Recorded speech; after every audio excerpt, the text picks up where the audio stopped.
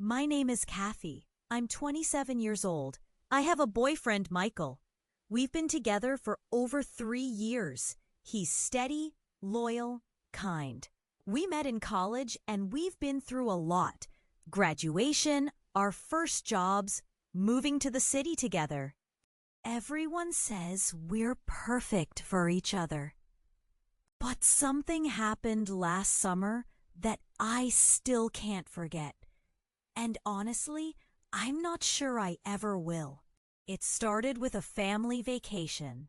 My parents planned a trip to Hawaii, just the four of us.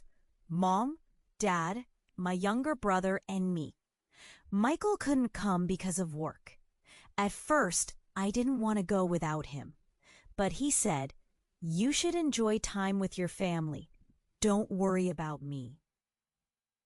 So I packed my bags, kissed him goodbye, and got on the plane. I didn't know that trip would change me. The resort was beautiful. White sand, clear water, coconut trees swaying in the wind. It felt like a dream.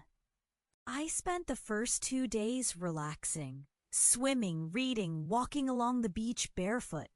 My mind kept drifting to Michael. I missed him, but something felt distant. I didn't know why. Then, on the third day, I met Liam. It was early morning. I went down to the beach alone while my family was still asleep. The sun had just risen, and the sky was painted in soft orange and pink. I saw him there walking by the shore, camera in hand. He noticed me looking and gave a small smile. I smiled back. He walked over slowly, as if not to disturb the quiet. "Beautiful morning," he said. "Yeah," I replied. "Feels unreal." He nodded. "I try to catch sunrises whenever I travel. It's like the world is still dreaming." That line stayed with me. We talked for half an hour. I found out he was from California, traveling solo, and staying at the same resort. He was a writer, working remotely, and he liked taking photos to go with his articles. There was something about him. He wasn't loud or flashy. He was calm, present. When he talked to me, it felt like I was the only person in the world. We went our separate ways after that, but I couldn't stop thinking about him. Over the next few days, we kept running into each other at breakfast, by the pool, during a sunset boat ride. I told myself it was just coincidence, but slowly, we started spending more time together. We talked about everything: books, dreams, fears, regrets. He told me he once left a job he hated just to feel alive again. I told him I often felt like I was living on autopilot. With him, I felt like I could breathe deeper, laugh louder, feel more. One evening, we went for a walk along the beach. The sky was full of stars. I told him about Michael, about how we met, how good he was to me. "I'm lucky," I said. "He's never hurt me." Liam was quiet for a moment. "Sometimes," he said softly, "being loved isn't the same as feeling alive." I didn't know what to say. The next night, we met again. It wasn't planned. I couldn't even say I was surprised. It felt like we were drawn to each other. We sat on a bench near the ocean. The air was warm. Our arms touched lightly. He turned to me. "Kathy." I looked at him. "I know this is wrong, but I can't stop thinking about you." I felt a storm inside me: guilt, fear, excitement.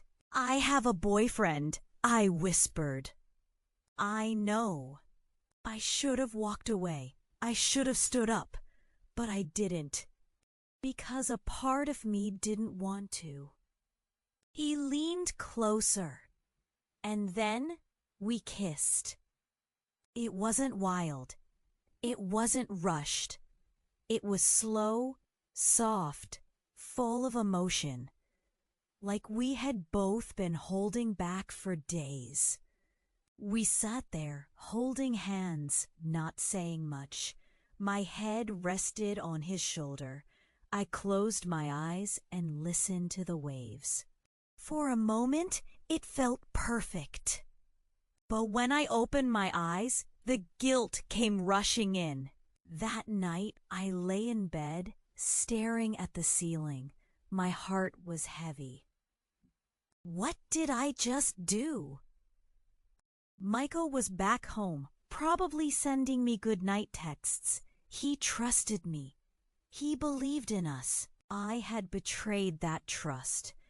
Even if nothing more happened, the kiss alone was enough. I didn't tell anyone, not my family, not my friends, not even Liam. The next day, I avoided him. I told my parents I needed some alone time and took a long walk. But near the cliffs, I saw him camera in hand, looking out at the ocean. He turned and saw me. We stood there, unsure. Finally, he walked over. "I'm sorry," he said. "I didn't mean to complicate your life." I shook my head. "I kissed you too. I'm not innocent." "I wish I met you in another life," he said. Tears filled my eyes. Me too. On the last day, we saw each other one last time, just before I left for the airport. We didn't touch. We didn't cry. We just looked at each other. "Take care of yourself," he said. "You too." And then I left. When I got back home, Michael hugged me at the airport. "I missed you," he said.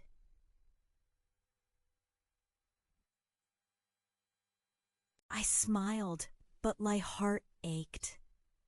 "I missed you too." For weeks, I carried the guilt in silence. I couldn't eat properly. I couldn't sleep.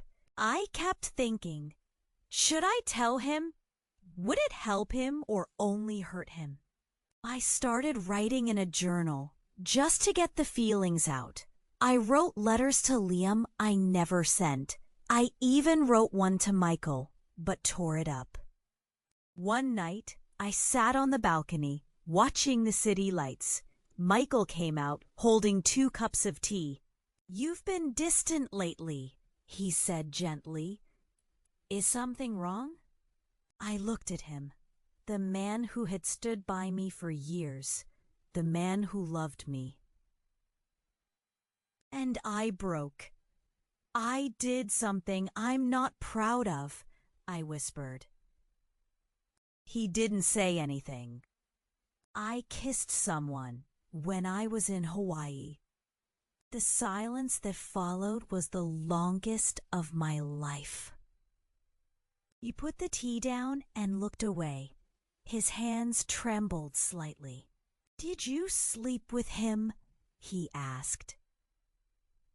"No, just one kiss, but it meant something." He nodded slowly, eyes glassy. "Why? I don't know," I said honestly. "Maybe I felt lost. Maybe I forgot how to feel. Maybe I just made a mistake." He sat down beside me, quiet for a long time. "I wish you had told me sooner," he said. "But thank you for telling me it all." We didn't break up that night. We didn't yell, but something between us had changed. Over the next few weeks, we had long, painful conversations about our relationship, our needs, our hopes, our disappointments.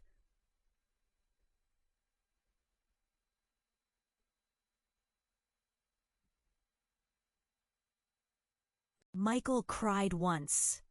I cried many times. We decided to take a break, not because we didn't love each other, but because we needed to figure out who we were apart from each other. It's been 6 months since Hawaii. Michael and I are slowly rebuilding. We go to counseling together. We're learning how to talk more deeply, to really see each other again.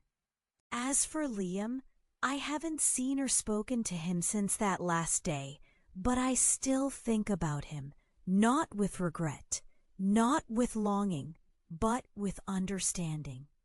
He reminded me that I needed something more from myself, from my life, not necessarily from him. Sometimes 1 week can wake you up in ways a lifetime can't.